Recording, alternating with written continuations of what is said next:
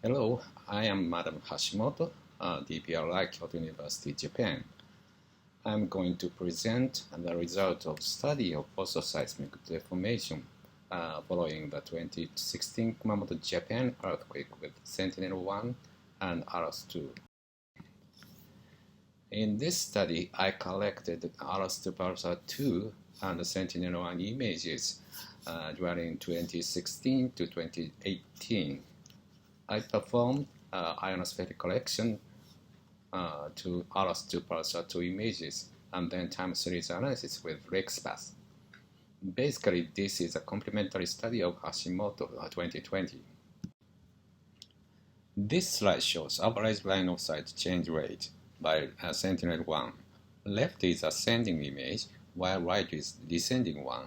Diamonds are unit stations with color according to the loss velocity calculated from their displacements.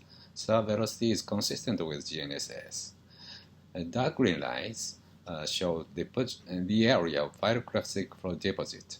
Due to C-band, we could not obtain coherence in mountains. Please note that surface moved towards satellite by up to 3 cm per year on both sides of the Futagawa fault in ascending images.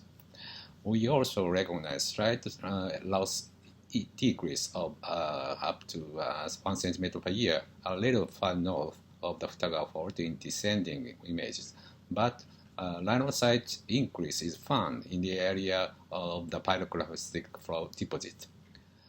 West of the Hinaga fault, a line of sight increase of up to 2 cm per year is found in both images, implying subsidence. In Earth caldera, a line of sight increase of 3 cm per year is also found in both images. These are ALOS 2 images.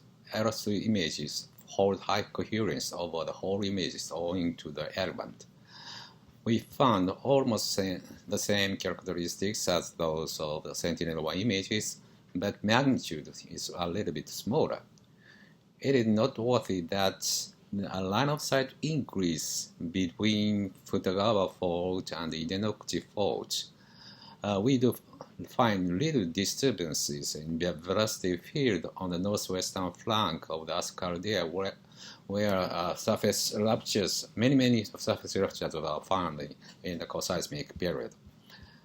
In ascending image, sharp discontinuity is found across the Hinaga fault. The sense of motion is consistent with right lateral strike slip. This slide shows temporal variation of line of sight changes at selected points here.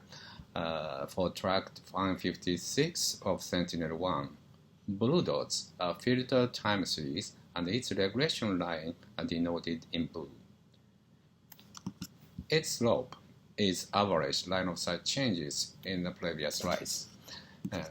Difference between the first acquisition and the regression line, called the intercept, is an indicator of rapid decaying motion. You can see rapid decay motion during the first 3 to 6 months at most points. It exceeds 2 cm. Slow movement with much longer time constant follows a rapid decaying motion. These slow movements still continue at least in the middle of 2018. Large annual variation can be seen in the Earth caldera, which may be affected by a change of groundwater level. I post a summary of my presentation here. For time series analysis, regular observation with relevant size is inevitable. I found interesting deformations as listed below. Thank you for listening.